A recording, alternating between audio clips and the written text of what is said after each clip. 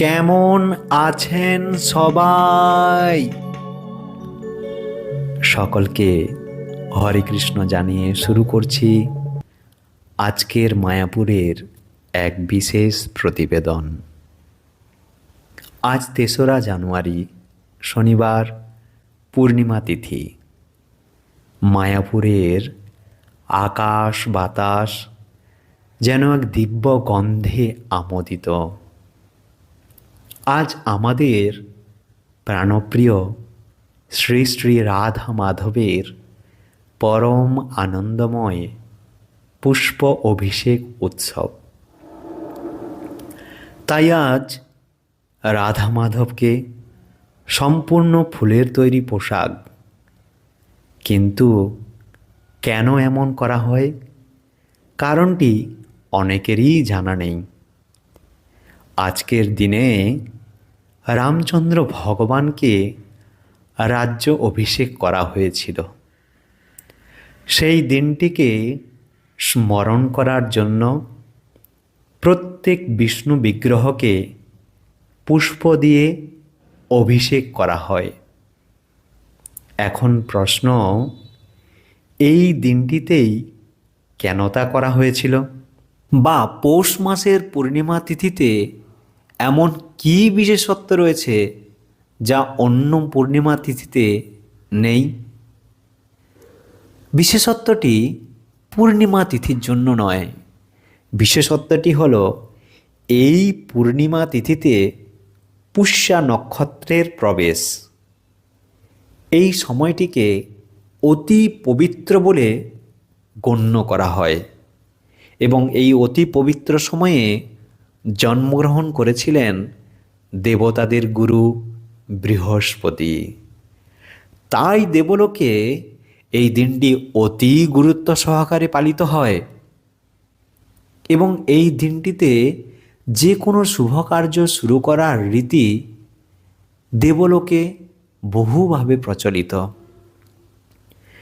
এই জন্য প্রাচীন কাল থেকেই এই দিনে শুভ কাজ আরম্ভ করার রীতি বহুকাল পূর্ব থেকেই চলে আসছে।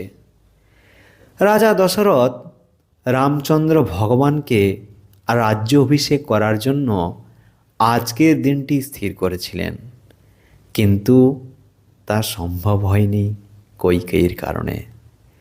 ভরতকে তিনি প্রতিজ্ঞা করিয়েছিলেন 14 বছর শেষে রাজ্য অভিষেকে একদিনও যাতে বিলম্ব না হয়। তাই এই দিনটিতে রামচন্দ্র ভগবানকে অভিষিক্ত করা হয়েছিল। আজকের দিনে পুরীর জগন্নাথকে রঘুনাথ বেশ করা হয় যদি পূর্ণিমার সঙ্গে পুষ্যা নক্ষত্রের যোগ থাকে। এই নক্ষত্রের যোগ অতি বিরল।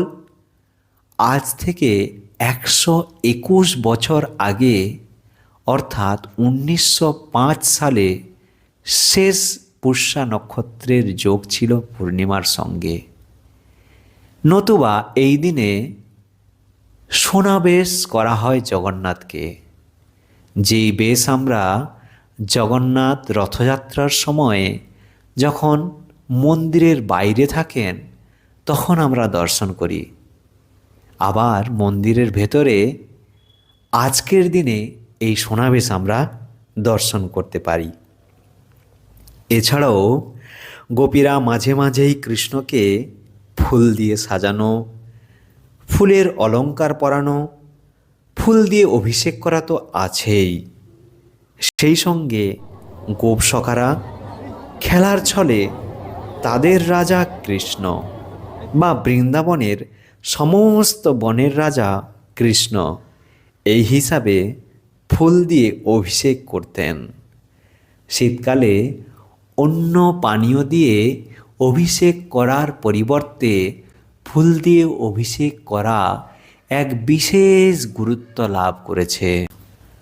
এখন আপনাদের সামনে 2026 সালের মায়াপুরের পুষ্প অভিষেকের কিছু মনোমুগ্ধকর, অভাবনীয়, অবিশ্বাস্য, রোমাঞ্চকর দৃশ্য। এই ভিডিওতে তুলে ধরার চেষ্টা করছি। কোটি কোটি রঙিন ফুলের পাপড়িতে আজ ঢাকা পড়ছেন যুগল কিশোর। কি অপরূপ দৃশ্য, তাই না? জানি না ভিডিওতে কতটুকু অনুভব করাতে পারছি, কিন্তু মন্দিরের প্রতিটি কোণা ভক্তদের ভিড়ে পরিপূর্ণ। সবার মুখে একটি নাম, জয় রাধা মাধব। কীর্তন নৃত্যে প্রতিটি মুহূর্ত প্রাণবন্ত হয়ে উঠেছে। পরিশেষে বলতে চাই, এবারের উৎসবে শ্রী শ্রী রাধা মাধবের সেই বিগ্রহে যখন ফুলের বৃষ্টি হচ্ছিল, তখন মন্দিরের পরিবেশ এক স্বর্গীয় রূপ ধারণ করেছিল। ভক্তদের ভিড় আর ফুলের সুবাসে মায়াপুর যেন গোলক বৃন্দাবনে পরিণত হয়েছে। যারা মায়াপুরে আসতে পারেননি, তারা এই ভিডিওর মাধ্যমে ঘরে বসেই প্রভুর এই অপরূপ লীলা দর্শন করুন। এই ভিডিওটি শেয়ার করে অন্য ভক্তদের এই দিব্য দর্শন করার সুযোগ করে দিন। আজকে এখানেই শেষ করছি। হরে কৃষ্ণ।